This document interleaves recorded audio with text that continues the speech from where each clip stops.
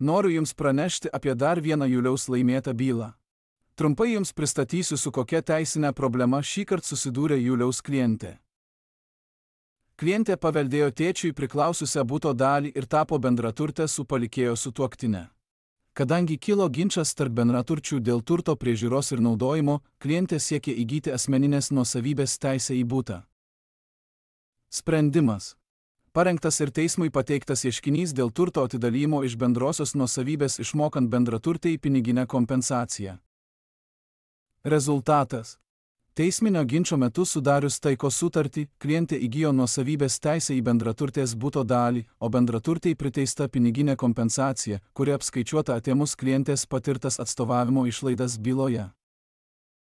Jei kyla klausimų dėl turto atidalijimo iš bendrosios nuosavybės, su Juliumi galite susisiekti telefonu arba elektroniniu paštu.